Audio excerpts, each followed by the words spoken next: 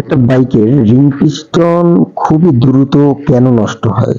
আমরা 40,000, 50,000, 30,000-এও কিন্তু আমাদের রিং পিস্টন নষ্ট হয়। এটা কিন্তু আমার এক গ্রাহক আমার কাছে জানতে চাইলো। তাই আমি চিন্তা করলাম যে শুধু ওনাকে না, আমি আমার অডিয়েন্স যারা আছে আমি তাদের সাথেও আমি এই জিনিসটা শেয়ার করতে চাই।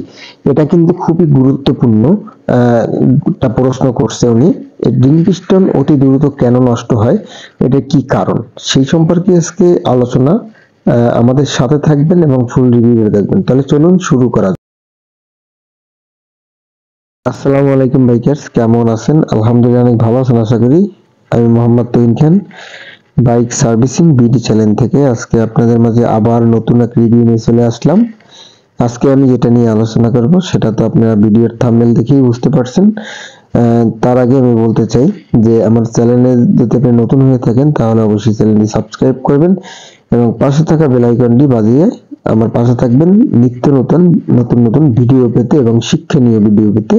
কারণ আমি যে ভিডিওগুলো দিয়ে থাকি এই ভিডিওগুলো অন্য আর কেউ দিবে না, কারণ এগুলো খুবই সিক্রেট বিষয়। এই সিক্রেট বিষয় কিন্তু কেউ বলতে চায় না, কেননা তাহলে সবাই জেনে যাবে, মানুষগুলো আরো সতর্ক হবে। আমি ওইটা চাই যে মানুষগুলো সতর্ক হোক, সচেতন হোক, তার এই বিষয়গুলো জানুক। যাই হোক, আপনি আমি এত কষ্ট করে এত পরিশ্রম করে এই ভিডিওগুলো তৈরি করি, কিন্তু আপনার কিন্তু একটু মায়া দেওয়া হয় না যে আপনি এই জায়গা থেকে কিছুই শিখতে পারলেন না? যদি কিছু শিখতে পারেন তাহলে অবশ্যই ভাই আপনার কাছে হাম্বল রিকোয়েস্ট যে একটা সাবস্ক্রাইব করেন, একটু শেয়ার করেন, একটু লাইক করেন, কমেন্ট করেন, তাহলে আমার খুব ভালো লাগে। যাই হোক, আপনি প্রথমের থেকে আমি শুরু করি। যদি আপনার প্রথম ইঞ্জিন অয়েল, আপনি ইঞ্জিন অয়েলটা কি ইঞ্জিন অয়েল ব্যবহার করছেন সেটার উপরে কিন্তু নির্ভর করবে আপনার রিং পিস্টন। আপনি যদি 2 নাম্বার কোনো ইঞ্জিন অয়েল ইউজ করে থাকেন তাহলে কিন্তু আপনার রিং পিস্টন নষ্ট হয়ে যাবে খুবই দ্রুত। কেননা রিং পিস্টন নষ্ট হয় এখানে, ইঞ্জিন অয়েল যদি আপনি মানে ব্র্যান্ড নিউ ইঞ্জিন অয়েল যদি ইউজ না করেন সেক্ষেত্রে আপনার ওই যে ইঞ্জিন অয়েলে যে আঠা থাকে সেই আঠা কিন্তু সঠিকভাবে দিতে পারবে না। কেননা অনেক জায়গায় আছে রিপেয়ারিং করা যে ইঞ্জিন অয়েল, সেই ইঞ্জিন অয়েল কিন্তু আপনার দিয়ে থাকে। সেই ইঞ্জিন অয়েল যখন দিবেন তখন কিন্তু আপনার রিং পিস্টনটা নষ্ট হয়ে যাবে। এই জন্যই আপনি ব্র্যান্ড নিউ দেখেন বাজারে কোন ইঞ্জিন অয়েলটা ব্র্যান্ড নিউ, সেই ইঞ্জিন অয়েল যদি আপনি ইউজ করেন তাহলে আপনি রিং পিস্টন অনেক কিলো চালাতে পারবেন। কত কিলো চালাতে পারবেন সেটা আমি লাস্টে বলবো। আহ, আর একটা কথা হচ্ছে যে আপনার যে রিং পিস্টনটা সেটা ভালো রাখতে হলে আপনার ইয়ার ফিল্টার যদি ডার্টি হয়ে যায়, এই ইয়ার ফিল্টার পরিষ্কার করতে হবে। যদি ডার্টি হয়ে যায় বেশি তাহলে আপনার রিপ্লেস করতে হবে।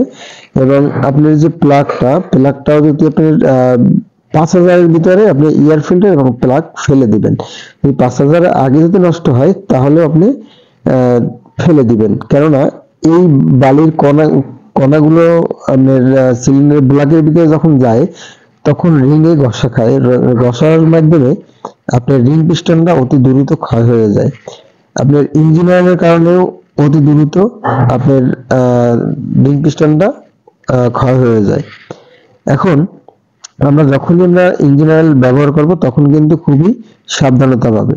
আর আপনি যদি অকটেন দিয়ে বাইক না চালানো হয় তাহলে কিন্তু আপনার রিং পিস্টন ক্ষয় হয়ে যাবে। এবং অকটেন নেবেন ঠিক আছে, কিন্তু সেটা মানসম্মত হতে হবে। আপনার বাইকে পিলিয়ন যত কম উঠে দিতে পারেন ততই আপনার ভালো। যত কম উঠাবেন তত আপনার রিং পিস্টন লংজিভিটি পাবে। আপনার রিং পিস্টন অনেক কারণে নষ্ট হয়ে থাকে। যেমন আপনি যদি আরপিএম না দেখে চালান, আপনি যদি ঘিপ ঘাপ টান দেন তাহলে কিন্তু আপনার রিং পিস্টন নষ্ট হতে পারে। একটা রিং পিস্টন দিয়ে কত হাজার কিলো চালানো যায়, একটা রিং পিস্টন দিয়ে কমপক্ষে আপনার 1,00,000 কিলো চালানো যাবে যদি আপনি এগুলো মেনটেনেন্স করতে পারেন। আর প্রতি 3 মাস অন্তর অন্তর আপনার চেক আপ করাতে হবে। ভালো একটা টেকনিশিয়ান নির্বাচন করুন। আর তার পাশাপাশি আমি বলতে চাই যে আপনি যদি কোনো বাইকের আপনি একটা শিডিউল করে নেবেন, প্রতি সপ্তাহে একবার একটা টেকনিশিয়ান আপনি চুজ করে নেবেন। প্রত্যেক সপ্তাহে একবার তারাটা চালিয়ে দেখবেন যে বাইকটা ঠিক আছে কিনা। আর প্রতি 3 মাস অন্তর অন্তর তো চেক করাবেনই, একটা ছোটখাটো সার্ভিস দিবেন। আর ঘিপ গ্রাপ তো টান দিবেন না। আর ইঞ্জিন অয়েলটা সঠিকভাবে ব্যবহার করুন। আর এই ইঞ্জিন অয়েল যদি সঠিকভাবে ব্যবহার না করেন তাহলে কিন্তু অনেক সমস্যা হয়ে যাবে আপনার ইঞ্জিনে। ঠিক আছে, এই যে রিং গুলোই কিন্তু আপনার ক্ষয় হয়ে যায়। আর বেশি হিট যখন হবে, আপনি যখন লং এ যাবেন, যখন বেশি হিট হবে তখন কিন্তু আপনার এই বাইকটাকে রিল্যাক্স দিতে হবে। যদি বেশি হিট হয়ে যায় তাহলে কিন্তু অতি দ্রুত আপনার রিং পিস্টন নষ্ট হয়ে যেতে পারে। প্রতি 30 কিলো 50 কিলো রাইডিং করে তারপর কিন্তু আপনার বাইকটাকে কমপক্ষে হইলেও 10 মিনিট করে তাহলে রেস্ট করতে হবে। আর ডাস্ট ওভার সেটিং করা যাবে না। ডাস্ট ওভারের জন্য আপনি রিং পিস্টন ক্ষয় হতে পারে, কেননা